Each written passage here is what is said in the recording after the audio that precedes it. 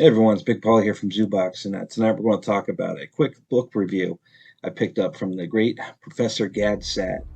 I want to read a little something from the publisher here. It's a USA Today national bestseller. There's a war against truth, and if we don't win it, intellectual freedom will be a casualty. The West's commitment to freedom, reason, and true liberalism has never been more seriously threatened than it is today by our stifling forces of political correctness. Dr. Gad Saad, host of the enormously popular YouTube show, The Sad Truth, exposes bad ideas, what he calls idea pathogens, that are killing common sense and rational debate, incubated in our universities and spread through the tyranny of political correctness. These ideas endangering our most basic freedoms, including freedom of thought and speech. The danger is grave, but Dr. Saad shows politically correct dogma is riddled with logical fallacies. We have a powerful weapon to fight back, if we have the courage to use them. A provocative guide defending reason and intellectual freedom and the battle cry for the preservation of our fundamental rights.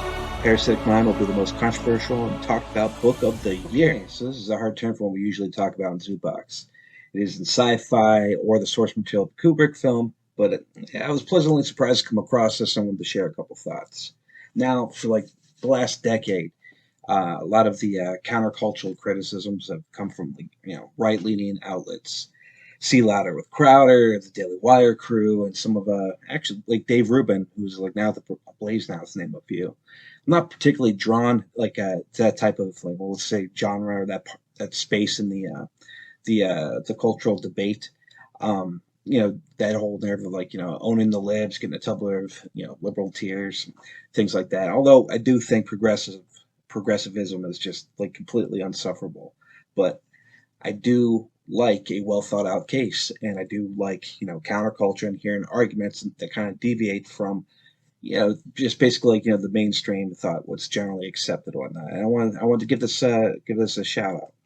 And I came across this. What piqued my interest mainly about this was two things. One was Gad's Twitter account. So I was completely ignorant of who he was. I don't know when I started following him, something out of the periphery, but I saw like some tweets and that he did, and then I just started following the account and was just picking it up. And then one day I just kind of dive into him a little bit, to see what it was actually all about. But his tweets and me just being a sucker for dad humor is what initially brought me in. The second thing was like when I actually did take the time to finally look into his background, how he came into the YouTube scene, and his work that's been put out there, was that he pioneered the use of evolutionary psychology in marketing and consumer behavior. He's written extensively on evolutionary psychology, and I thought that would be extremely interesting perspective to hear, seeing how social media dominates the proverbial public square. Social media is a marketing and time-consuming beast, and I want to take the time to hear what this spicy Lebanese man had to say. Overall, I think if you go in this book with an open mind, regardless of your political leanings, you'll find some interesting takeaways. I saw online some criticisms that Gad only targets the left, but that's just not true. He is in the academic space, which is overwhelmingly left-leaning, to say the least, and said space consumes most of his professional life. That's an important contextual bit. He calls out the denial of scientific research on both sides. Throughout there, he gives personal accounts and professional accounts on both sides, the left and right spectrum, that deny scientific research that don't fit their narrative, which basically is the driving theme of the book. Getting sucked in this groupthink mentality, just getting sucked into that. It's a parasite. It said parasite will corrupt your logic and foster irrational disposition to disregard realities to make you uncomfortable. The whole point of seeking truth, the whole process of seeking truth, will make you uncomfortable. So, as mentioned, Saad is a PhD head, but he wrote this book in a layman's narrative, and it did not come across as condescending at all. See all those big words from the famous professor? But that's my opinion, and I'm kind of dumb. All right, some quick takeaways. His upbringing, the way he boils down his intense and tragic experience with fleeing to Canada in 1975 from Lebanon into one short chapter. It was really impactful. Saad is a Lebanese Jew, and although he talks about identity politics and discusses satirical nature in which he uses his heritage.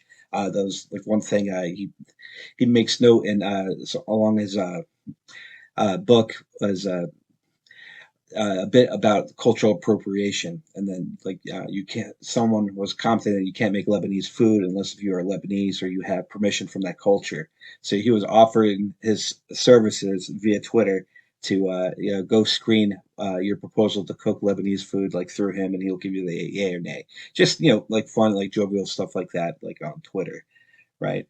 But it's a funny subtext when he talks about a very tragic escape from Lebanon in '75, and there's a funny subtext where it's not like in your face, but he just gives you that historical bit about him and actually escaping violence, escaping mob rule, and a lot of things that he talks out later in the book.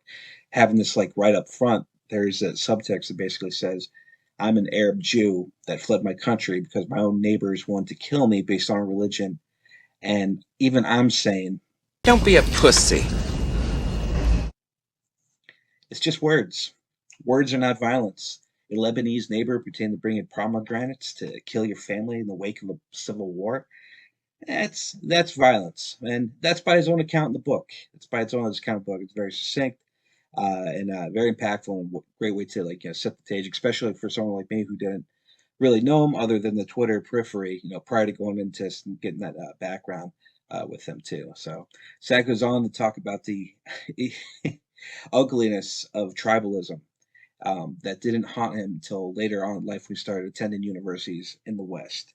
Which, if you take a second and do that, so the ideological tribalism that haunted him, the reasons that he fled Lebanon in 1975, which is so traumatic.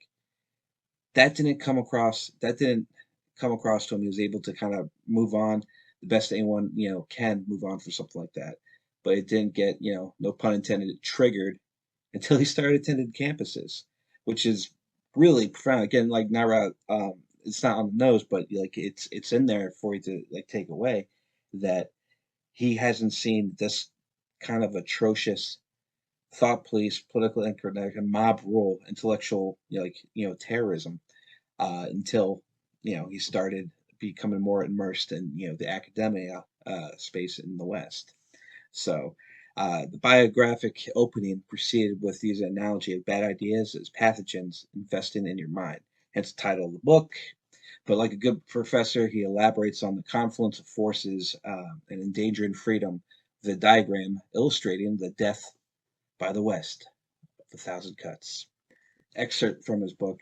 Few books have addressed the spread of anti-intellectual, anti-reason, anti-science, anti-liberal sentiment and the specific movements that give rise to postmodernism, radical feminism, multiculturalism, and political philosophy and identity politics.